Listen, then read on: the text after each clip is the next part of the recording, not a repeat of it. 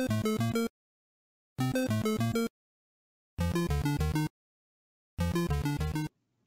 guys, welcome to the second Asheboro Library TeenZone book talk with Savvy B and Dave, me, the teen librarian.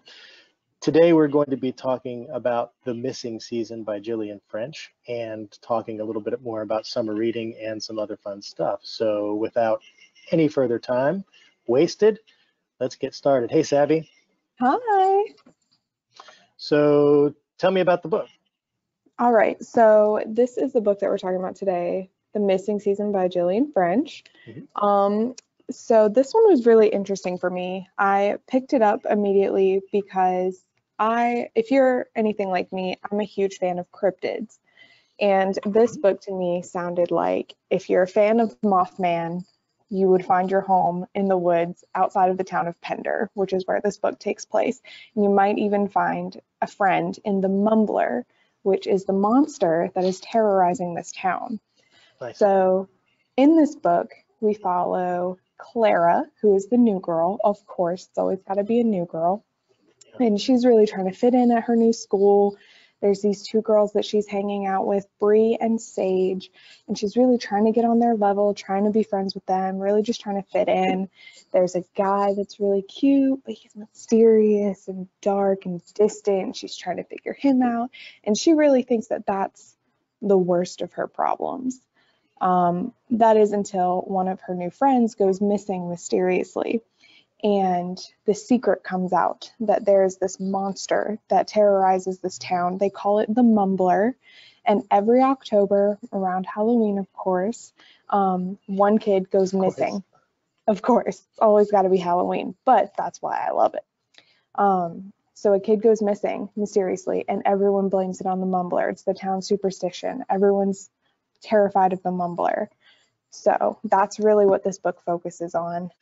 Quick plug, don't forget to check out the teen page and look at Savvy's reviews. The book review for The Missing Season is there and also at her blog, which is linked to an archive. In the book, the teenagers have this ritual where they go to this bridge that's out in the middle of the woods and they sacrifice jack-o'-lanterns to the Mumbler in order to have safe passage in the woods. But that kind of lends itself to a lot of the kids see things while they're on the bridge. They see a mysterious being running through the trees and things like that. Right. And so that's really why I liked this book.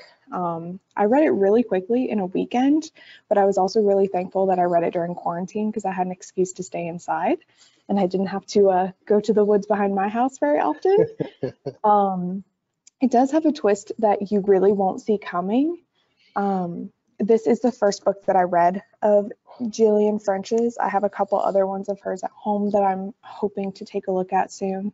But I will say the one thing that disappointed me about this book is I really wished she would have focused a little harder on the monster aspect of it, because I think that's what sold me on this book. That's what really got me interested in this book. And in the end, she could have played into it a little bit harder. So I'm sort of hooked by the topic of the book.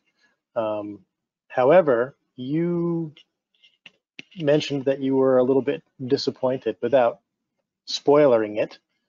No spoiler alert. What was it that you sort of didn't like about it? I think she just really had such a great thing going with the monster, and you really don't see a lot of books. Like I said before, I love scary books. I'll read scary YA, scary adult fiction, anything like that. It's my favorite.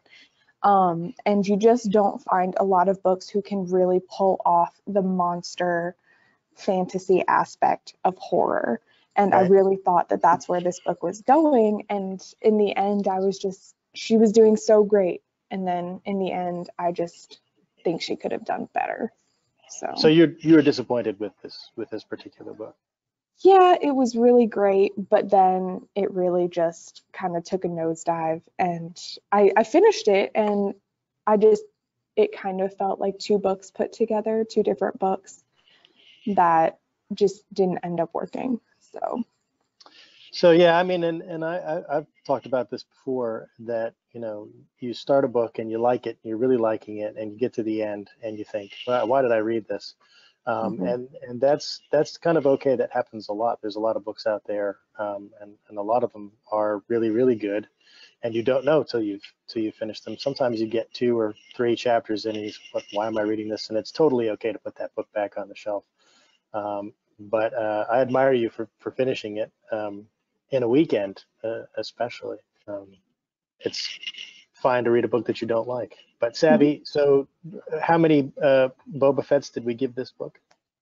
I want to say 2, maybe 3. I just really feel like Gillian French didn't fully commit to the monster aspect of this book, and I really wish that she had stuck with it all the way through to the end. So awesome. What are we going to talk about next time? So next time, we're actually going to talk about one of my favorite books of all time. It is called The Undead Girl Gang by Lily Anderson. This one is more on the comedy, witchy side. We got some witches, some zombies, things like that. And it was amazing. I read this one really quickly as well. I could not put it down. We look forward to talking about that as well next time. Don't forget to tune in to our next book talk. If you're not sure when our book talks are coming, take a look at the website, the Randolph County Library website, randolphlibrary.org. Click Teens and sort through the tabs, and you can find our latest video uploaded there and information. You can also find Savvy's reviews and a link to our summer reading site, which also has our videos and Savvy's reviews.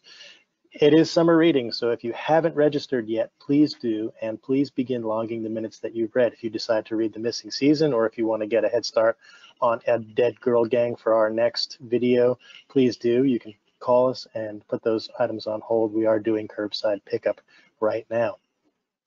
And if there's something that you want us to talk about, if there's a book that you want us to review and discuss, leave your comment in the comment section below.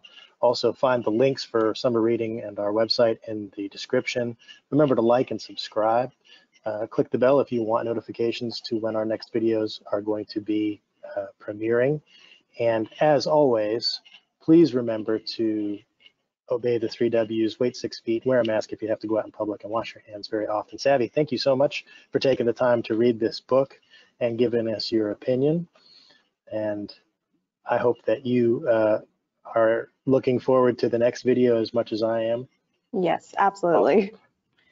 And guys, we're going to continue doing these videos after summer reading is over. So once school goes back, we are going to put out maybe 1 or 2 videos a month. We're going to have some special guests coming up. Sam Colwell, head of the children's department, is going to be joining us for coming videos. Thank you so much, Savvy. We'll see you next time. Bye, guys. Bye-bye. Where are you? Oh, you're in your normal spot. Yeah, by the DVD. Hello. Okay. So, so this film has been brought to you by. That'd be funny. I wonder if Lucasfilm will watch our video and be like, "You can't use Boba Fett."